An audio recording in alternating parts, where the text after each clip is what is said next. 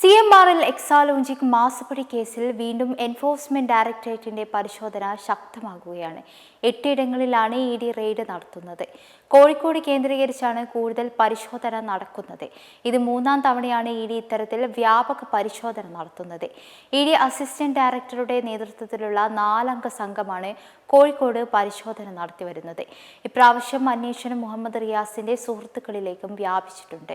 DTPC destination coordinator Nandulal, CPM secretariat അംഗവും സെലൈസ് company ഉടമയുമായ നിഖിൽ, ഷൈജൽ, ഫൈജാസ് എന്നിവരുടെ വീടുകളാണ് ED പരിശോധന നടത്തിയത്. ഇതിനു പുറമെ സ്ഥാപനങ്ങളിലും വ്യാപകമായി റെയ്ഡ് നടത്തുന്നുണ്ട്. എക്സാലോജിക്കിൽ നിന്ന് പണം പുറത്തേക്ക് പോയതിനാലാണ് അന്വേഷണം നടക്കുന്നത്. നിലവിലെ വിവരം പ്രകാരം മാസപ്പടി കേസിൽ പ്രതികളായവർക്കെതിരെ കുറ്റപത്രം സമർപ്പിക്കുന്നതിന് മുന്നോടിയായുള്ള അവസാനഘട്ട അന്വേഷണത്തിന്റെ ഭാഗമായാണ് ഈ പരിശോധന. ആദ്യഘട്ടത്തിൽ ECIR രജിസ്റ്റർ ചെയ്യുന്നതിന് മുമ്പായിരുന്നു ED പരിശോധന നടത്തിയിരുന്നത്. തുടർന്ന് അന്വേഷണവുമായി മുന്നോട്ടു പോകാൻ കോടതി അനുമതി ലഭിച്ചതിന് പിന്നാലെ പിണറായി വിജയന്റെ വീടുകൾ ഉൾപ്പെടെയുള്ള വിവിധ സ്ഥാപനങ്ങളിൽ ED പരിശോധന നടത്തിയിരുന്നു.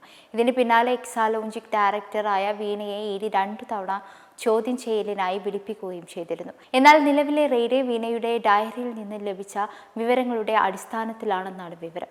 ഇതിൽ CPM കോഴിക്കോട് ജില്ലാ കമ്മിറ്റി അംഗം P. നിഖിലിന്റെ തറവാട് വീട്ടിലും ED പരിശോധന നടത്തിയിട്ടുണ്ട്. തുടർന്ന് P. നിഖിലിനെ പിന്തുണച്ച് CPM നേതൃത്വവും രംഗത്തെത്തിയിരുന്നു. നടക്കുന്നത് രാഷ്ട്രീയ പ്രേരിത റെയ്ഡാണെന്നും നിഖിലിനെ രാഷ്ട്രീയ പിന്തുണ നൽകുമെന്നുമായിരുന്നു CPM ജില്ലാ സെക്രട്ടറി M. മെഹബൂബ് പറഞ്ഞത്. ED പരിശോധനയ്ക്കിടെ ഫ്ളാറ്റിലെത്തിക്കൊണ്ടാണ് മെഹബൂബിന്റെ പ്രതികരണമുണ്ടായത്. EDയെ കൊണ്ടു നടക്കുന്നത് ഇപ്പോൾ BJP മാത്രമല്ല, കോൺഗ്രസ് കൂടിയാണ്. കേസിൽ രാഷ്ട്രീയപരമായും നിയമപരമായും നേരിടുമെന്നാണ് ജില്ലാ സെക്രട്ടറി മെഹബൂബ് വ്യക്തമാക്കിയത്.